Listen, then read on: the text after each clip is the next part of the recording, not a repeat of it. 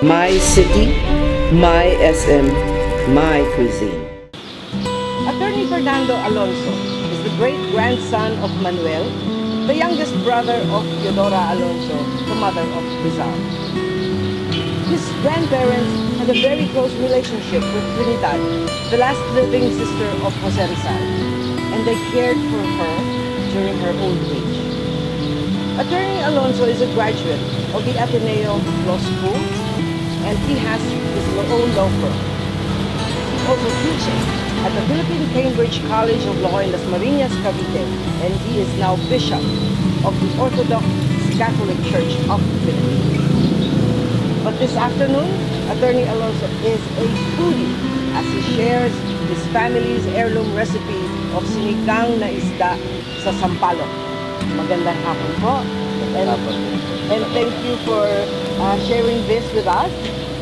We know there are many variants of sinigang, but you are going to do for us sinigang na this is tanigi. tanigi. Ano ba ang ginagamit sa pagluto ng itong sinigang? Actually po, as main ingredient, pwede ho ang salmon, puno ng salmon, tanigi, or even mamale, which is very common here in Laguna. Ano po yung mamale, Bishop? It's a kind of a bass. It's a bass. It's a bass.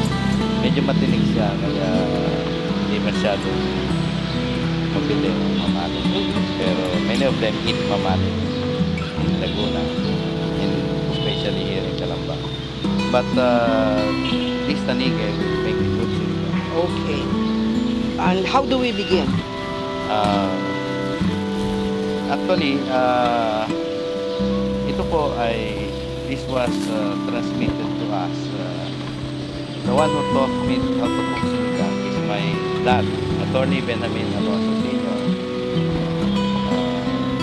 And according to him, this is one of the favorites sinigang of his son, Jose Rizal, together with sinigang sa miso.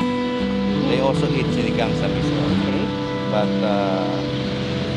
this time, I think I will do this sinigang na tanigi with some vegetables here, kangkong, sprouts. This is sitaw, and for spice we have here siling labuyo. Labuyo? Yeah, the long siling. Haba? Oh. Mahabang Haba? siling haba. We call it siling haba. And then At nakapag-umpisa na po kayo? Nag-umpisa na po tayo. The first step is to, if you're using pork, you have to boil pork first. Tomatoes, fresh tomato. Alright. Okay? I think this is done, so I will get this. Yeah. Okay. Sabihin nyo lang kung kailangan nyo ng assistant. Sige po, kailangan.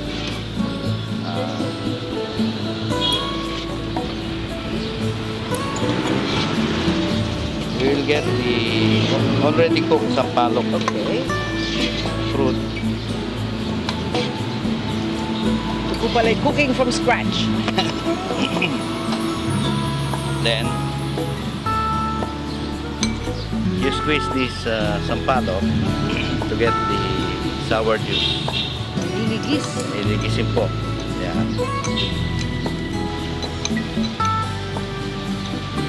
So we now have here paasim. The fish is the main ingredient. Okay. Then we have vegetables, the veggies. We have paasim, and we have spices here. Alright. Okay. Some spice. Mainly bawang and sibuyas and sili. Okay. We will part the may After preparing all these ingredients, so, doon sa pinagsigangan, pwede rin dito ilagay yung to boil the main ingredient. Rather, doon sa pinaglagaan, pwede rin natin ilagay ito main ingredient. Okay. So we put this. Medyo madami yata ito. Kumulang na lang po tayo ng ilan. At may hugas-bigas po tayo dito. Masarap po isigang yung ulo. Laki. Hindi po ba naka... Pwede na rin. Hindi na chop. Okay. Anyway. Yeah, pwede na ho ito. Dalawang piraso. Okay. We need some more sabaw. Tugas bigas? Okay. Maybe this will make the soup more thick than the usual. Okay. Natatapos siguro pagpapakulo natin sa tanigi. Ano ba ang gagawin pong susunod? Okay na ho ito. Ang ideal po, mas durugo siguro. Mas sak. Tama ho. Just don't burn the garlic. Okay. But it should be light brown lang. Alright. Ang purpose ho ng spices is to remove the lansa. Sibuyas po, Sibuyas. pula. Native. Yung native po yung maliliit. Yung maliliit. More tasty and medyo matamis. Okay. Tapos, Well, naamoy na rin itong isa. lapit na maluto yung ating fish. Tapos isama na Ay, natin. na isasama. Isama na natin. Masarap daw po yung mata ng mga isda. Masarap po yan. I don't usually put the paasim early. Bangus. Hipon. Sinigang sa Yung malalaking hipon. Pwede rin yan. Now, pwede po nating i-check kung siya ay kumulo na at pwede nang idagdag ang ibang mga... Kumukulo na siya. Opo. Malapit na maluto. So, pwede nating ilagay itong pampaasim natin. Pampaasim. Which is made up of niligis na kamatis at saka sampalok. Okay.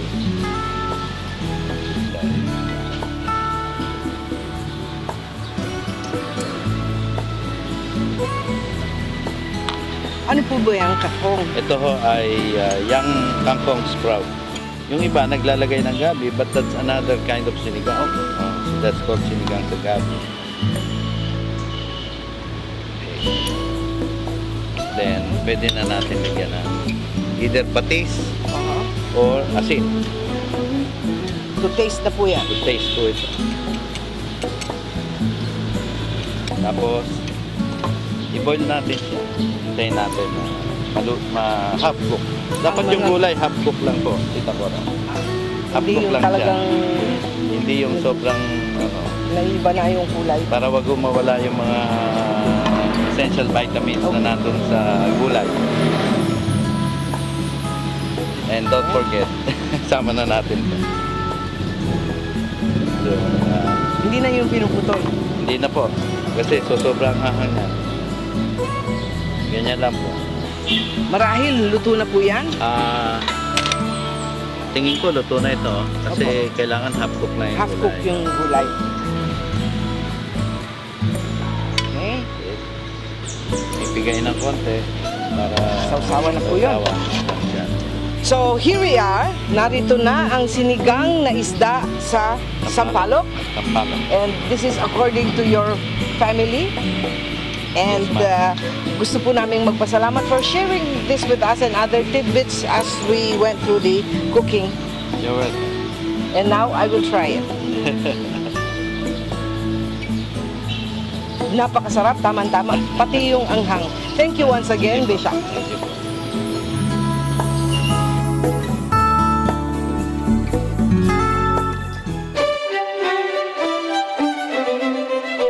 My city, my SM, my cuisine.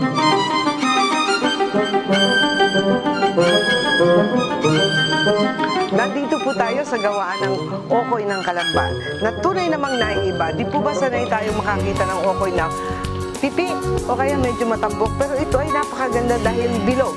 Kasama po si Ginang Ami Esperidion na pangunahing tagagawa nitong okoy na ito dito sa Kalamba. Paano po bang pakikwento? Saan po ba nagmula itong klaseng okoy na ito? Ay, nag-umpisa po sa mother ko. Mga grade school pa kami noon. Nag-umpisa siya.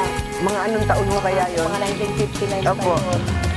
Ang mother ko, nagtitinda siya sa palengke natin nung araw. Tapos siya, nagtitinda siya ng ganyan, mga kakanin iba-iba pa. Tapos hanggang sa ngayon, namatay na siya after mga 9 years na namamatay ang mother ko. Kami naman na nagpagtuloy magkapatid. So, likha ho niya talaga ito. Ay, naku, napakagaling naman. Mari pong ikwento nyo, ano po yung mga sangkap? Mag-umpisa ho tayo dun sa umpisang lalagyan. Ang mga sangkap ng okoy, papaya, kalabasa, may toge, may sibuyas na mura, sibuyas na bunga, merong alamang sa loob, talaga na alamang. Tunay na, ano po, bagoong o alamang inaslan lang yung pinapaloob? Alamang talaga tawag. Alamang. Alamang. Ay, Luto na yun, alamang yun. niluto na rin yun. Luto na ho na bibili namin. Nabibili. Yung papaya ho, medyo manibalang, Hilaw talaga. hilaw. Talagang hilaw. Yung kalabasa, Ang kalabasa, yung mga yelo na gano'n. yelo na. Ginagadgad ito. Kasabay ng papaya. Magkasabay sila. Ay. Pero hilaw yun lahat. Hilaw lahat. Okay? Tapos ipinapatas. Ang napansin ko, ano pa naman itong parang pinakagalapong gawa ho saan yan? Gawa sa ano to, tercerang harina. Opo. Tapos may itlog siya. Okay. Yung coloring niya, yung food color na yellow egg. Yun. Nanonood ako, tila pag humiwalay doon sa parang pinakasandok yung okoy, luto na. Oo. Nababrown na siya bago na. Deep fry talaga. Ano bang mantikang ginagamit ninyo? Yung Mantikang baboy? Nola, Ano? spring. Ay, ano siya? Yung nasa lata. Vegetable oil siya. Sabi niyo matandang-matanda na itong mga inyong Mga gamit. mga gamit, opo. Pati nga mga sandok, tinatapes na kagaganon. Papalitan. Ay, nako. Sanay na sila ganyan sila. Oh. Mga ilang okoy ho ang niluluto ninyo sa maghapon? Sa kalahating araw lang po kami, mula alauna hanggang 5. Less than 500. Ba, marami rin. Oh, Magkano ho ba ang benta kung maitanong ko? 8 pesos po. 8 pesos ang isa. Tapos kinakain ito kasabay ng ang suka. No, may sausawan po. Ang sausawan, suka, pamintan, bawang. Suka, paminta at bawang. Ayun. Bawang. Di kami po hindi na magtatagal. Magpapasalamat po kami sa inyo. Salamat. At nakita namin kung paano ginagawa itong napakasarap na ukoy ninyo talaga. At dito lang po sa Kalamba ako nakakita ng ukoy na mapintog at hindi pipi. Salamat din po. Salamat sa inyo lahat.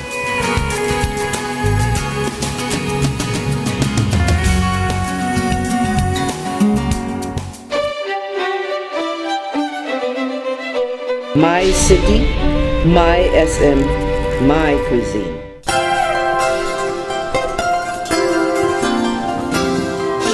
This special edition of My City, My SM, My Cuisine has given us a glimpse of Rizal's family life and a taste of the family food as well. And for this to have happened, we would like to thank most sincerely many, many people. First, the Lopez family, Edmundo and Jose, Esther Azurin, and Maria Elena Wihanco, Ben Villaruz, Barbara Gonzalez, Bishop Attorney Fernando Alonso. And then, of course, there are the people in the National Historical Commission for allowing us to film in the shrine, in 2 shrines in fact, the Rizal Calamba Shrine and the Basiano Rizal Shrine in Los Baños. Thank you, Dr. Serena Diokno and Dr. Ludovico Badoy and the staff of both shrines. We would also like to thank Ami Esperidion for this very unique experience of Okoy, a very unique Okoy indeed. And thanks to you as well for joining us in this edition. This has been My City, My SM, My Cuisine in Calamba. We'll see you all next when My City, My SM, My Cuisine goes to Lipa City. Maraming salamat po.